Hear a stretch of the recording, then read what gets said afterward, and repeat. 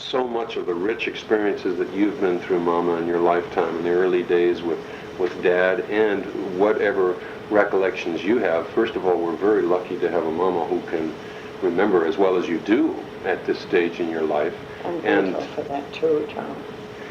Well, it's all, fairly clear in your mind. It would be great for us to get some kind of a... That's so true. I'm remembering, Tom, that when your Aunt Margaret, who's just a month or two older than I, was here about 5 years ago, and we hoped that we would get all kinds of background on your dad and the memories of the family on the McReynolds side, and she could not remember anything, and she had to apologize.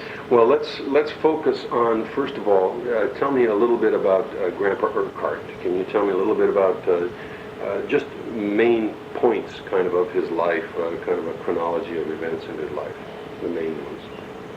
Yes, and yet I can't talk about your grandpa, my father, without thinking of the uppermost impression that I had of him always as a child, and that was of his gentle nature. He was he was the poet of the family, yes. Of course, but he had a very gentle nature. Oh, yes, he was very caring. He had an opposite childhood from the childhood that my mother had. You children's grandma, Urquhart. She was brought up without affection and love because she lost her own mother when her own mother was 32. Well, let's take this in a little more of an organized order. What you were talking about the early years of Grandpa Urquhart's life in Scotland. Tell us just a little bit about what his family and what they did. Okay. My father was born in Inverness, Scotland, and that was a small city that gathered people from all over because it was the place to go for shopping or anything in that way, and it still is a strong tourist town. Mm-hmm. And his family were tailors? His family were the town drapiers, and I say it that way because it was spelled D-R-A-P-I-E-R-S. The various ones were tailors. They wanted to train all of the male members in the draping, tailoring, and that type of merchandising. Mm-hmm. And other members, there was only one other brother, John, and he was older than my father, and he did follow in that direction. But my father couldn't stand the thought of continuing on in a department store situation. Mm-hmm. Mm-hmm. He had a poet's heart, and he wanted to see the world, and so he did stay in the family business until he was 29. Mm-hmm. But then he had to follow his heart, and he went and joined the British Army and served in India. He never talked to us children about his experiences in the war. But he did ride, I'm remembering now, he rode in the cavalry. And his only comments about the people of India were that it had the most beautiful women in the world. Mm. What era was this in, though? Was that World War I or prior to? Oh, no, that was before then. Because he and my mother were married in about 1911. Mm-hmm. And so that had to then been... he was in, you see, the Scottish people, when they would cross the ocean, instead of coming directly to the United States, they went to Canada because that was a British possession or colony. Mm-hmm. And so my father went to Canada first, and of all things became lumberjack and worked in the forests. Mm. And so that would have been in about the turn of the century, about 1905? Or Probably, yeah, probably so. Okay, so he was in And- India probably in the late 1890s. Yes, that's right, yeah. Amazing. Because he was born in, I think his birth date was in 1870. Uh-huh. And I didn't then, realize it was that so early. he stayed there, so it would be Yeah, 1900 that he right came. about, So right he about the didn't- turn of the century in Yeah. India and the British He probably just Foreign did Legion. one stint in the British Army. Uh-huh. Enough to meet some girls. Yeah, that's right, beautiful women. And then he went back to Scotland? No, well, he tried to, yes, and his brother said, his brother John, who remained single all of his life, and in the family home, said, don't come home, Charles, you broke your mother's heart. And Sounds to me like the brother wanted to maintain the control he had over the business, probably. Oh, I well, doubt it had two less. uncles also were the main business. In other words, the McReynolds were the main, actually the main source of wealth in the family. I believe, because all you kids remember that the silver is all MCR. That's right. That's right. And all those items that we Urquhart kids raffled off Do you to think each other. that the fact that Dad's name was Jim McReynolds, did that? Do you think that No, I resonated never with you knew as it. a I never McReynolds? knew that my grandmother's maiden name was McRae, Oh, interesting. and that before her mother's maiden name was McDonald. So what do we remember about Grandma? Now we'll bring them Yeah. together after they're married. Yeah. But what about Grandma's days before she met Grandpa Urquhart? And your grandma Urquhart, who was Grandma Roth, had a very opposite life from your grandfather's. He lived in a large home up on the hill overseeing the city of Inverness and the main drag, and she lived and her memories are not of her mother at all, but only of her stepmother, because my mother's mother died at the age of 32 in childbirth of what was called then purple fever. And believe it or not, I had that in my pregnancies. And Purple fever. Puerpal fever. Purple fever. Yeah, and it's written up in the medical books that some of the girls have studied and understood about it, and I have. In the meantime, with the medications that were in use by the time I was having babies, it didn't stop me from having 1, 2, 3, 4, 5, 6, 7. We'll be getting on to that in a minute. But she was born and had the stepmother and a father born in Germany, and this stepmother was did not care for her husband's children, my mother and her brothers and sisters. And my mother spent, as she said, her days after school sitting on the street curb, not wanting to go into the house because, of course, my father was working. My grandfather was working. My grandfather was the keeper of the gates of the railroad in one of the railroads in Chicago. And he would sit in that tower that was high above the street. Well, they don't have these, of course, anymore. And then he had to connect and disconnect the trains. And she told us early in life that while he was disconnecting trains, they jerked and severed his arm. And so he had the remainder of his life one arm. But we call those brakemen today. Yeah. Brakemen. So he was a Yes. railroad brakeman.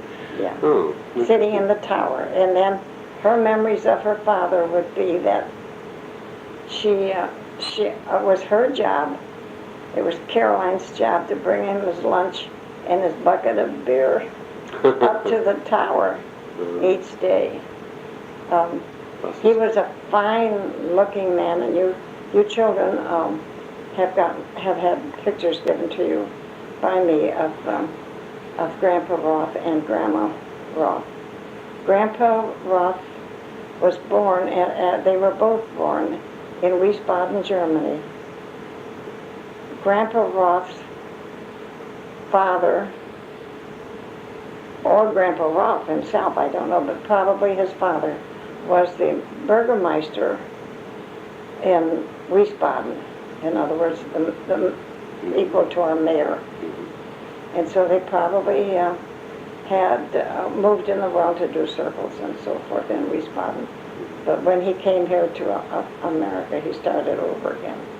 He came to America and he was married before he left Wiesbaden to my grandmother, and I have her maiden name, but I don't have it at my fingertips. Frodlich or something like that. Anyway, they settled in the Chicago area. So Grandma spent a lot of her time kind of staying out of the home because she didn't feel welcome from That's the right. stepmother. So she spent a lot of time in the streets. She lost her mother as a little girl. I think she was 9, I think, when her mother died. Suddenly and unexpectedly. Just 32 years of age. Now, was Grandma involved in the mission work before she met Grandpa, or is that something they did together? That's a really romantic story. From the back to Canada and the lumberjack trade. When he was in the Canada. Salvation Army would go from the nearby city to the lumberjack area and sing the songs and preach to these hardened woodsmen. Axemen. Yes. And my father I can't visualize him because of his poetry and his gentle nature. I can't imagine him handling an axe and destroying a tree. But anyway, he did, and then he responded to the Salvation Army's captain's call for him to give his heart to the Lord, and he did. Then he became. He followed them then to Chicago and joined the Salvation Army, became a captain in the Salvation Army in Chicago, where he met my mother, who had, sitting on the street curb in Chicago, had heard the Salvation Army lassies come and sing the hymns, and she became a Christian, and she joined the Salvation So in a Army. way, that wicked stepmother played a part in driving Grandma. Yes, she drove them together.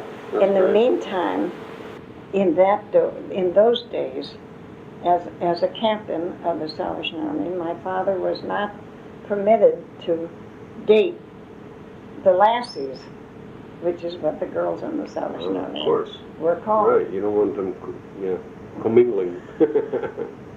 They were to mind their business strictly and win souls to the Lord. Right. Anyway, they secretly married. Oh. And then after a while it was discovered and they had to leave the Salvation Army. Oh my gosh. But the Salvation Army's faith combines, or their mission combines ministering to the physical needs of people as well as the spiritual needs. So they always combined.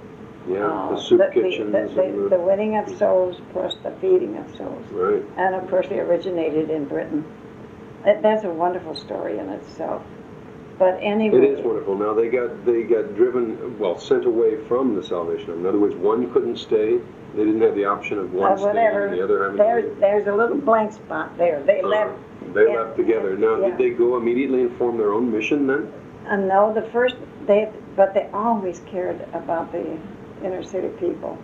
And because my father's heart was as a poet, and he was the son of a well-to-do family, he hadn't learned any other trade then the drapery tailoring, and he was not interested in pursuing that. So they ended up living in apartments in the inner city. And then the first little mission that they had was on Halsted Street in Chicago, and that was created actually physically by my mother, and my father, of course, contributed the earnings from his small salaries. And they rented a two-story cottage, it was called, and the downstairs of that cottage became the Little Mission, and that was the name of it. The Little Mission. The Little Mission. It had previously been an apartment. Oh, really? And our family lived on the first floor in the house. And in you the like cleared out things and put in like then pews or chairs? down in the bottom floor, my mother knocked out walls. Oh my gosh. Did everything that a man would do to create this mission for the inner city people. A little church, beautifully painted white with stained glass door that she found secondhand somewhere, and it became a little chapel. And believe me, people in that part of the city had never been in or seen such a lovely little chapel. White church with an organ that mother found somewhere. They made it happen, the huh? Organ, yes. They did whatever it took to create that. That you pump with your hand, a hand pump, and that set the scene for me to meet your father. Oh, wonderful. In this little white chapel with the little organ. He was a Moody student. I remember Dad telling the story one time about seeing you. I guess you were pumping the organ while your sister No, was he was Well, he came in to pump the organ because your sister... Moody sent out, and they still do, Viola, where Kathy is attending at this time in the later years of her life. She had to do what was called practical work assignments. And so your dad, children, was a Moody student, had come from Canada during this Great Depression of 1932. He and his brother Roland came. Your father, as you know, was studying to be a pastor. A young preacher had come out to the little church in Canada where he had grown up to the ripe age of 17. And that pastor was from Moody School. And he told of this wonderful opportunity to get to prepare for the ministry in Chicago. And that's how this Canadian boy, your father, ended up in Chicago.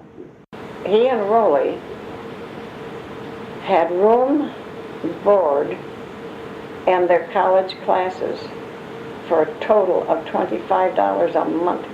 Oh, wow. Oh, gosh. Don't tell Sean that. No, $25 a month. Oh. They had the same services and environment that Kathy has today for hundreds and hundreds of dollars, right. thousands of dollars. Anyway, and they took daytime jobs, and so they worked together in restaurants. Your father was the waiter, and Roland was the busboy. They were a waiter-busboy combination. And I have to tell this part of it because it changed his whole future and my future. Yes, and Roland had a slight handicap because he'd had polio as a child, and they operated on the wrong foot and shortened his Oh my foot. gosh, I didn't know. And he limped all of his life.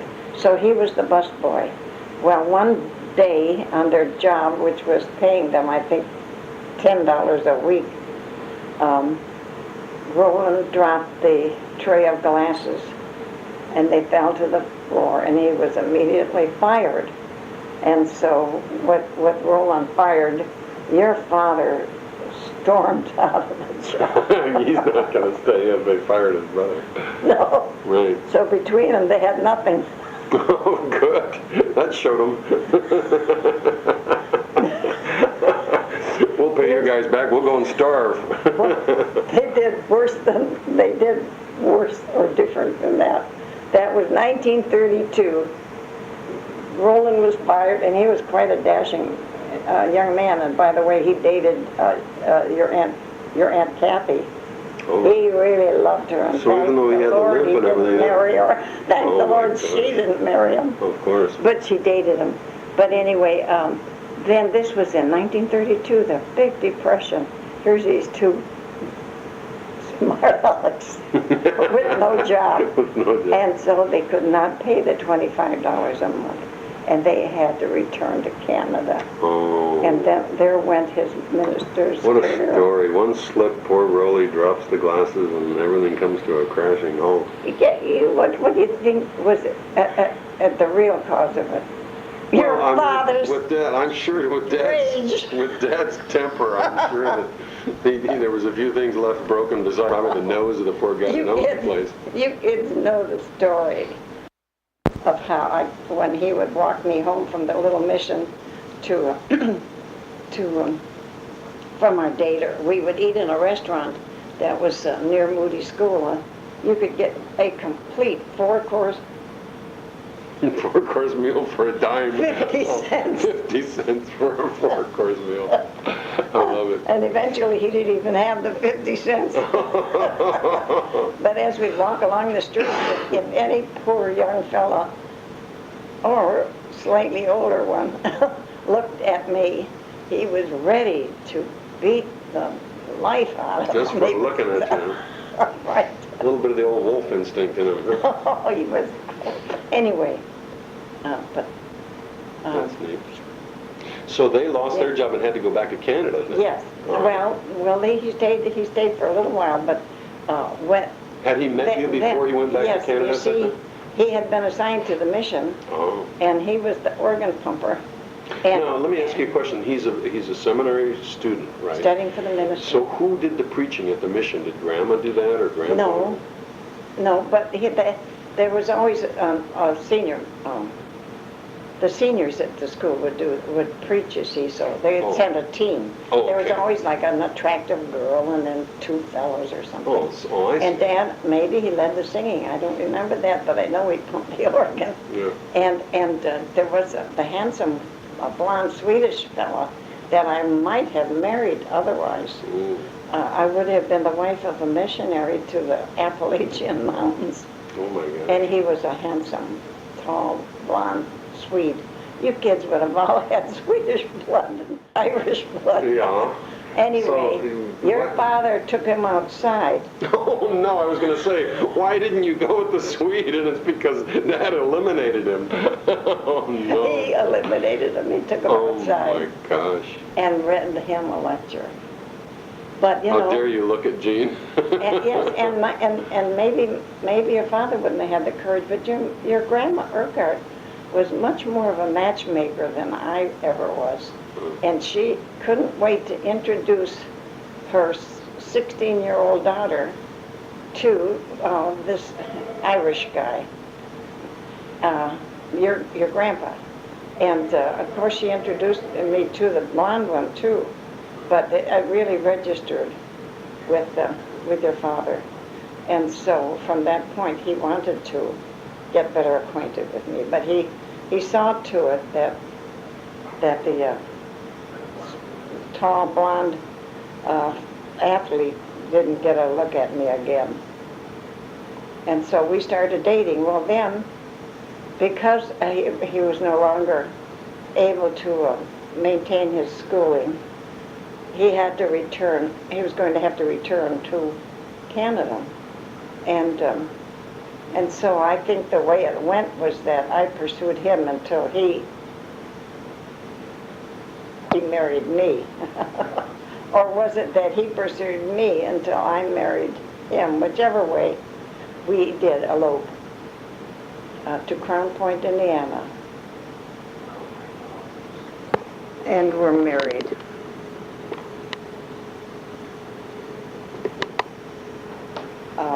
And then we both had to leave, as well as Roland, and go to start towards Canada. By the way, when we went to Crown Point, Indiana, your Aunt Kathy went with us and stood up with us for the wedding. And I don't remember that role he did. Maybe he drew the line at the elopement. But we... Okay, so Rolly would not go along with it. No, so Kathy was glad to, and we went to Crown Point where a girl could be married while underage. In other words, I was not quite 17. Now, Crown Point is in what? Indiana. Is in Indiana. Yeah, I think I had mentioned that. And I think we took the bus there. We certainly didn't have a car.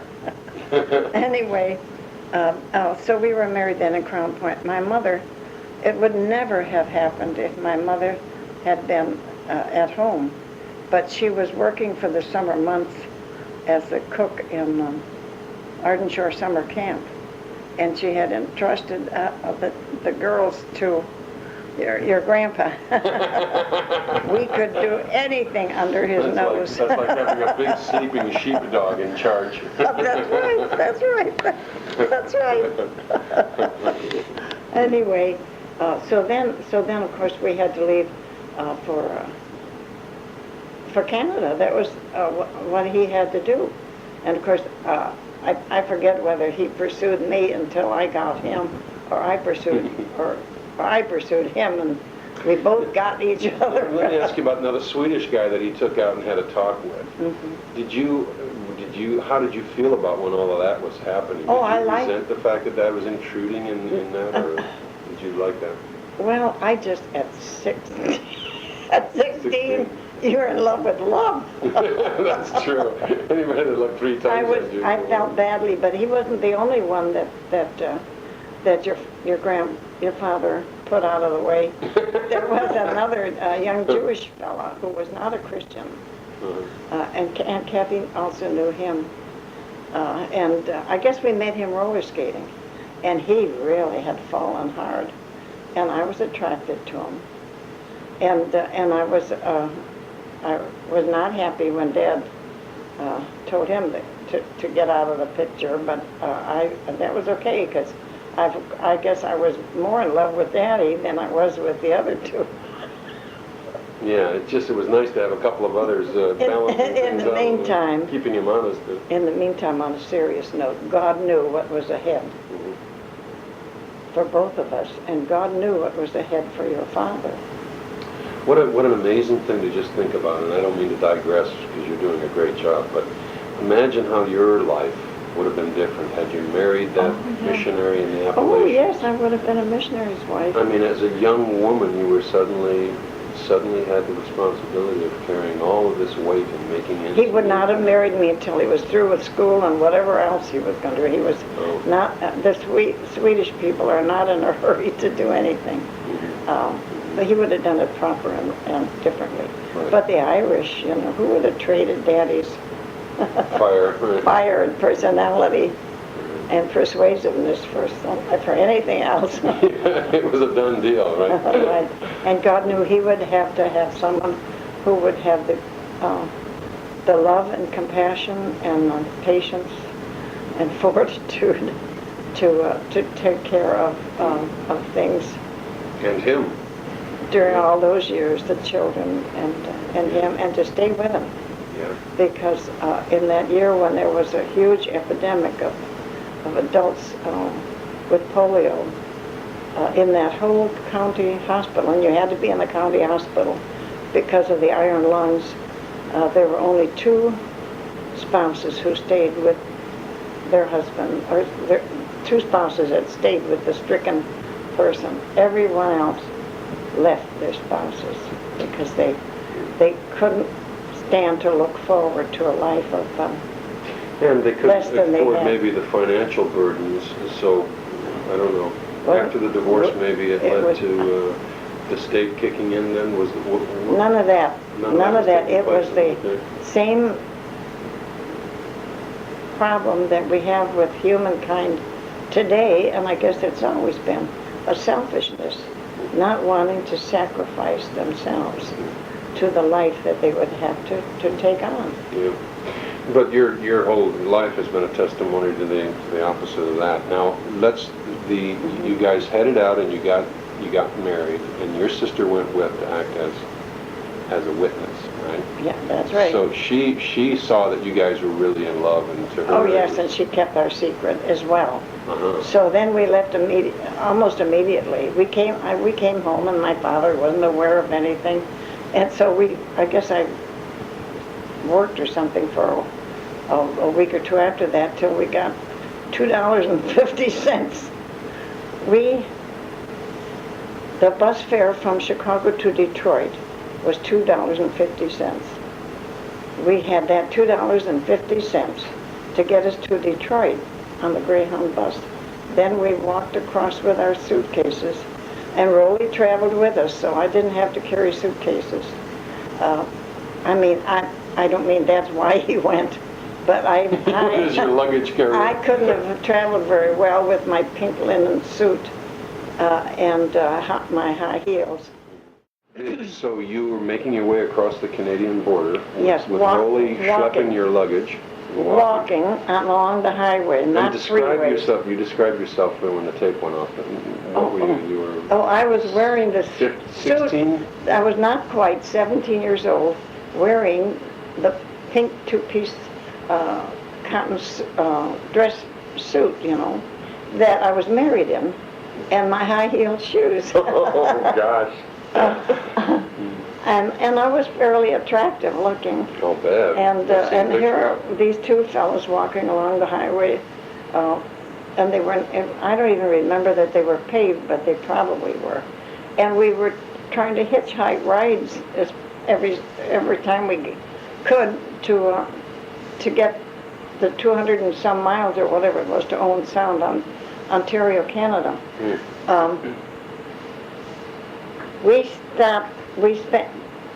We had money enough for one night in a hotel, and so Rolly slept in the train station on the benches in this small town on the other side of the border, and Daddy and I were in a hotel room, and it was to be our first night together as a husband and wife, and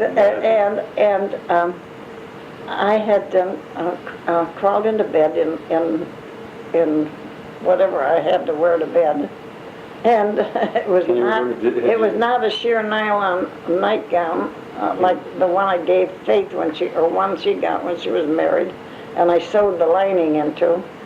But anyway, I crawled into bed, and it was about 10:30 at night, and then Daddy got into bed, and then came a loud knock at the door. Oh my gosh. And your first night together. Our first night together, Dad jumped up, went to the door, and it was the police. Oh my The town police had spotted this young girl walking along with two young men, and then we took a hotel room, and you can imagine what they anticipated. What they thought. Sure. So they could not wait to interview us. And Daddy proudly displayed our wedding license. Oh, that's great. Thank God he had that. Oh, your first wedding night. Thank God he knew to bring it along. He would have been spending the night in the can. Huh? Oh, he would have been. Yeah. That's great. Yeah, anyway, then because he could show the wedding license. So hopefully they took Rolly away then, right? Poor Rolly sleeping on a hard bench, and here he is, the lame brother. But anyway, he never ever complained about it. Sleeping here. Yeah. So you're on your way from the... Yes, so we left the hotel the next morning and continued our walk and had gone maybe 10 miles when a car pulled up beside us to offer us a ride, and it was, I believe he was a postman from a town some distance away, but nothing near the 200 miles we had to go to Owen Sound. But he took us on board, and then he heard our story, and he had compassion for us, and he gave us his lunch to eat, and then drove us all the way to Owen Sound. Gosh. And that was God Taking creating care of a you. miracle for us, because he knew these two silly romantic kids didn't have a brain in their heads. We would have been walking yet. God is kind to the innocents and animals. That's right. Anyway, and so then our life in Canada started, and I met my in-laws. And, What was that like the first time you, that must have been an experience, meeting I don't meeting dads. remember the exact impressions I had when I met them, but I found that my mother-in-law, your father's mother, to be a very loving, gracious, caring, hard-working farmer's wife. So she wasn't severe at all, and then she was more Oh, gentle. she was, no, my mother-in-law was, I couldn't have asked for a more understanding and perfect mother-in-law. Really? Oh, that's nice to hear. She was wonderful. My father-in-law was always a little bit careful with, because after all, he was Tommy. But he was a bit of a lumberjack too, wasn't he? Wasn't Dad's dad? No, he was a seaman by nature. Oh, that's right. And he was being forced to be a farmer, and that was not his preference at all. He was a seaman. And so in the winter, he would sail the Great Lakes. And your father had too before he left Canada for the ministry. He sailed I guess that one year, and we have pictures of him on board the ship. That he was a fireman, as I remember. But anyway, during that Depression year, your dad's parents lost their farm of a lifetime. Everything they had worked for all their lives, they lost due to the fact that the farmers were taxed and could not get for their crops what it took to feed the animals and survive, and they lost everything. But I remember so well that your mother, your grandma, then I became pregnant shortly after we got to Canada, and in the meantime, I remember my mother-in-law being so caring and never in any way judgmental. But she said, but I know she could have been, because when the baby was finally born, dear Faith, and I had been married 11 months, she said, "Oh, Jeannie, I'm so glad that it was not the way people here suspected." Yeah, that you had to get married. That I had to get married, and she said, "I'm so glad." And so she always was really on my side rather than on the side of the neighborhood gossips. Yeah. Anyway, and maybe you other children don't know it, but Faith, first baby outfits, my mother-in-law went up into the attic and got some of the long underwear that had been Grandpa Mac's, and she washed it, sterilized it, boiled it on top of the stove in a boiler, and then cut them up and made little shirts. And Faith's first infant shirts were from her grandpa's underwear. long underwear sweet. legs. Oh, cute. That's right. So then, so Dad went to work on farms up there then after Well, the yes, seafaring experience? in order to have some kind of an income for us. He first worked at neighbors' farms, but then jobs got more and more scarce, and Faith was born in town at Aunt Libby's, and he took jobs on farms that were at a distance away, and with no transportation. He of course lived there, and I could only see him like once a month. This only continued for some months, maybe 3 or 4 months, because then... So he lived on the farms where he worked, and then would come into town and be able to see you once a month. Right. Oh, I see. But that didn't last long because it couldn't have. But then, in the meantime, after communicating with my mother through that first year, and she would write back, she one day, after I worried for the whole year that she would send authorities after me to save me, I got a letter from her saying, "All is forgiven, Jeannie, and Jim, I forgive Jim, and I forgive you. Come back to Chicago, and you can have the little apartment downstairs in the mission. And I know that, and Jim can preach here in the church," she said. Oh, great. Yeah. And that, She wanted you guys back at any cost. She wanted her girl back. Well, she knew. She had never known tenderness in her life, and so she showed it in a different way by doing.